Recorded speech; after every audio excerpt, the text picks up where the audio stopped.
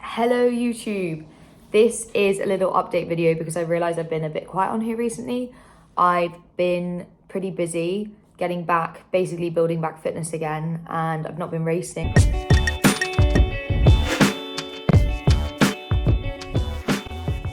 So where am I right now? Because this isn't my flat in London. I am currently in Edinburgh and I bloody love it here. Like, it's a gorgeous city. The architecture is exquisite. The volume of amazing coffee shops is incredible. Like, I have to say, absolutely loving the independent coffee shop energy here. So this video is going to be a bit of an update video.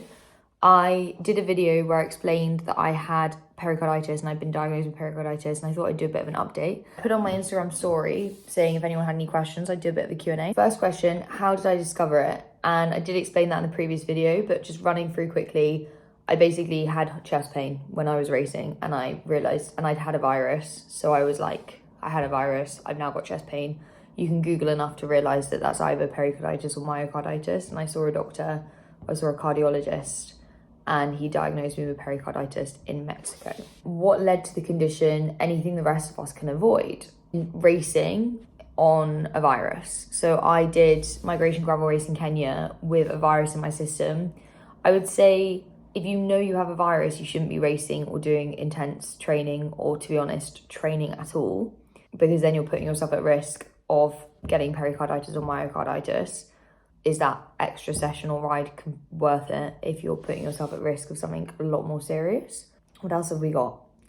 Can you talk a bit about mental health aspects of recovery? Now, this is a really interesting question because I feel like it's something that, I don't mind being open about. I don't think it's easy for anyone who's an elite athlete to have to take kind of forced time off their sport in the middle of the season. And I would say it's particularly hard when you're not able to exercise at all. Appreciate that for me, it actually ended up only being not exercising for 3 weeks, which on the grand scheme of things is not bad in comparison to other people. But I found that I did find that incredibly difficult. So I can even only just start to empathize with people who've been off for longer.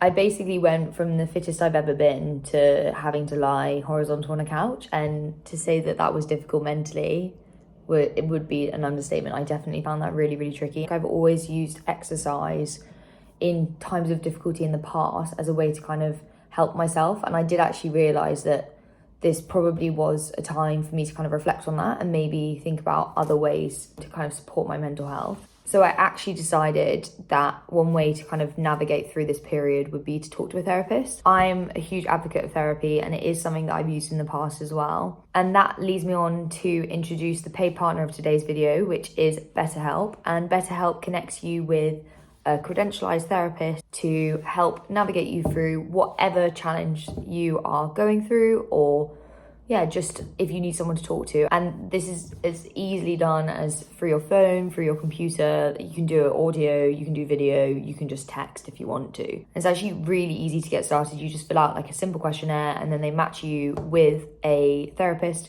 within typically 48 hours, which is pretty speedy. If you're interested in using BetterHelp services, there will be a link in my description below, and clicking that link actually does help to support this channel. Working with a therapist is a way to really put yourself first. I don't think it's a weak thing to do. I think sometimes people feel like they're too strong, or they're too, I don't even know how to describe it, but I don't think therapy is something that anyone should be ashamed to have kind of resorted to doing it. And you know what?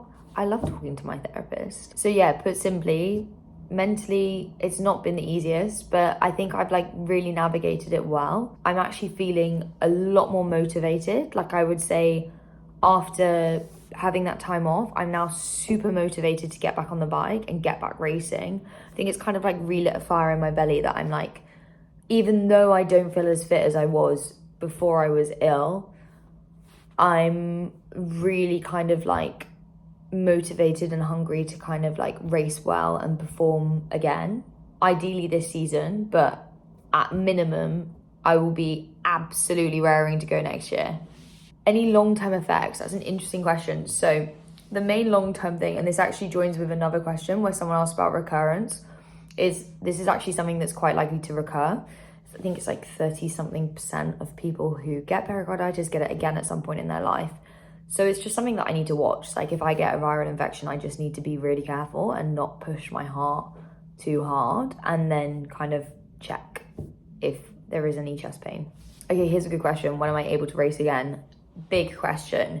So I saw a cardiologist 3 weeks ago, and he said hold off 4 weeks before racing or pushing my heart above threshold heart rate again.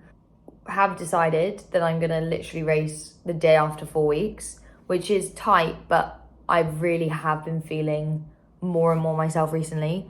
And I think it would be a shame to miss out on an event that I really want to do, more from like a fun perspective. And I want to race even though I don't feel like I'm completely fit enough, and like I'm not going to be putting in any amazing power numbers or performances, but I think it's good as part of my training to get racing again and get myself in that mindset. So yeah, I'm going to be racing Raiders Gravel up in Gatehouse of Fleet. Well, I'm currently in Scotland, so it's not that far away from where I am. I'm going to do all 3 stages. And yeah, like British Gravel Champs was a real target race for my season. It's not anymore. I have to be realistic about like where my legs are at and where my body's at. And I took 3 weeks where I basically was horizontal apart from the trip to Iceland. So I'm aware that that's something I'm not going to be competitive at, but I really want to have a good time and I don't want to get FOMO watching other people race. Someone asked how much fitness did I actually lose, and that's a really interesting question.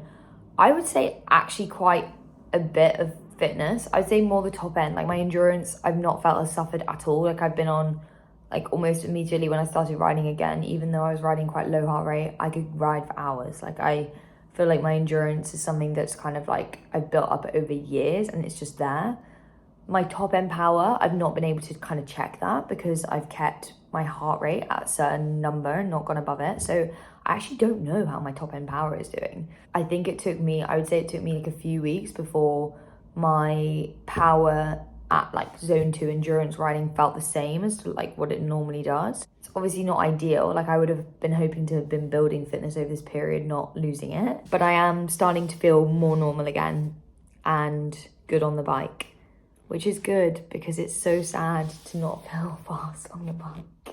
Someone asked whether there were any symptoms apart from pain, and I'd say I was breathless. Like I remember when I was traveling to Mexico, I was kind of like a bit like when I was like standing in the queue at the airport and I felt a bit out of breath. I felt very fatigued, like very sleepy. And I didn't know why. I was sleeping so much in Mexico. I should really channel that now because I've not slept much at the Fringe. The Fringe has been wild. Sorry, here's a little story, non-cycling related, to finish off this video. Last night, I was asleep before going for a ride this morning, and at 5 a.m, the doorbell rang like so many times, and Courts and I were like really panicked, like why is someone ringing the doorbell at 5 a.m? And it just kept going off. And we finally heard the door to the flat building like open. And then we heard the door open opposite. So clearly they'd rung our bell thinking it was opposite's bell. Anyways, didn't really think that much of it apart from thinking, oh, someone must have got stuck out. This morning, I wake up to go for a ride and they are partying. And I left at 9 a.m. and they were still partying. Crazy. I didn't even know people lived like that anymore. Like proper dancing, loud music at 9 a.m.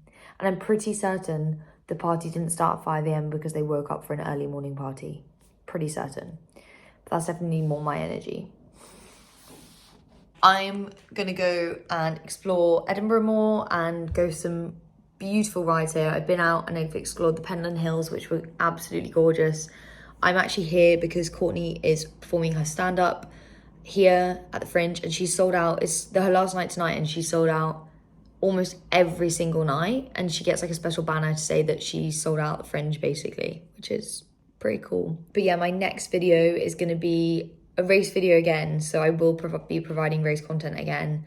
I will be racing in Gatehouse of Fleet next weekend, 3-day stage race, and I'm just excited to get riding my bike, to be honest. I'm just going to be there for the experience and hopefully build back some fitness over the 3 days. Like, comment, subscribe, all of the above. I don't ask people to do that much. Bye. So oh my god. This will be so good pre-show. What do you think about therapy? I think I'm my therapist's favourite. She hasn't said that to me, obviously, Mads, because she's professional. But when you know, and I know. I set my therapist like little tests, which I recommend. We've been together a long time, 5 years, but I just like to like dip my toe in the water. So for example, like I'll send her an email at like 11 p.m. being like, urgent, I need to talk to you. And then she replies to me at like 11:05 being like, okay, Courtney, well, maybe we should just like schedule an appointment for tomorrow. And then I just ghost her for a week because I'm like, it is unprofessional to be contacted after working hours, you know what I mean? And then therapy was going really, not to show off to you, but like therapy was going really well, I'm healed. Therapy was going well, and then I started writing the show, and essentially it took a turn for the worse. I got it in my head that after seeing me perform, because I use my therapy sessions obviously to like perform my sets, obviously because like that's where first draft comes from. You're like working things out and then you're like, oh my god, that's dramatic and funny, I'm gonna write that down. Anyway, I got it in my head that Sally, my therapist, after seeing like my sets in our sessions together, that Sally, my 6-year-old therapist, would decide that her dream was also to become a stand-up comedian, and then she would take my sets, use my history notes as fodder, take a show to Edinburgh Fringe about like failure, and then ultimately star in Strictly Come Dancing as a failed ex-comedian, which is where like I'm hoping this career takes me. But yeah, so far I have looked around at all the posters and I haven't seen one written, created and directed by Sally yet, but I'm keeping an eye out just in case. Okay, look at my stickers. Look at my stickers for the show. Oh, they're so cute. Can you read? It's backwards. It says, I'm my therapist's favourite. I'm definitely my therapist's favourite. Has she told you? When you know, you know.